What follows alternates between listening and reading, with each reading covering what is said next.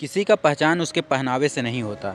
एक बार मुल्ला नसरुद्दीन को पास के शहर से दावत का न्योता मिला। इस दावत में उन्हें खास मेहमान के तौर पर बुलाया गया था।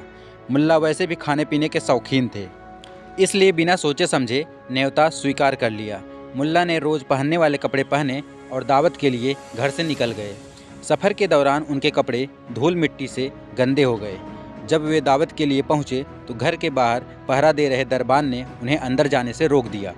उन्होंने दरबान से कहा, मैं मुल्ला नसरुद्दीन हूँ, मैं इस दावत का खास मेहमान हूँ। दरबान ने हंसते हुए कहा, वो तो दिखाई दे रहा है।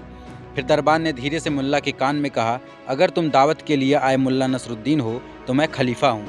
यह सुनकर उनके साथ खड़े अन्य दरबान ज़ोर ज़ोर से हंसने लगे। फिर दरबान ने उन्हें वहाँ से जाने के लिए कहा और दोबारा आने से मना कर दिया। मुल्ला नसरुद्दीन कुछ सोचते हुए वहाँ से चले गए। जिस शहर में दावत थी उसी के पास मुल्ला का एक मित्र रहा करता था। वह अपने मित्र के घर चले गए। मुल्ला नसरुद्दीन अपने मित्र से मिलकर खुश हुए। थोड़ी देर बाद उन्होंने सारी बातें अपने मित्र को बताई। फिर उन्हें याद आया कि उनके मित्र ने उनके लिए एक लाल शेरवानी सिलाई थी जो उनके मित्र के पास ही रह गई थी। मुल्ला ने अपने मित्र से पूछा कि क्या वह शेरवानी अभी भी आपके पास है। उनके मित्र ने कहा, शेरवानी अभी भी अलमारी में टंगी है और तुम्हारा इंतजार कर रही है। मित्र ने शेरवानी मुल्ला नसरुद्दीन को दे दी। मुल्ला ने मित्र का शुक्रिया किया और कुछ देर बाद शेरवानी पहनकर दावत के लिए निकल गए।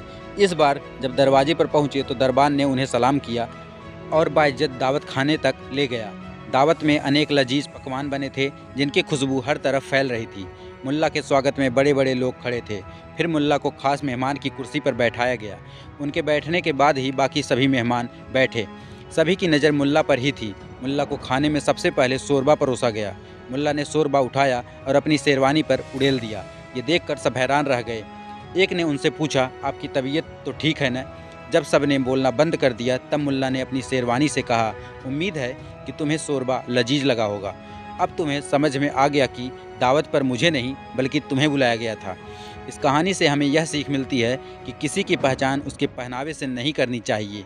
तो दोस्तों, यह कहानी आप लोगों को कैसी लगी हमें कमेंट करके ज़रूर बताएं और भी ऐसे रोचक कहानियों के लिए हमारे चैनल को ज़रूर सब्सक्राइब कर लें। धन्यवाद।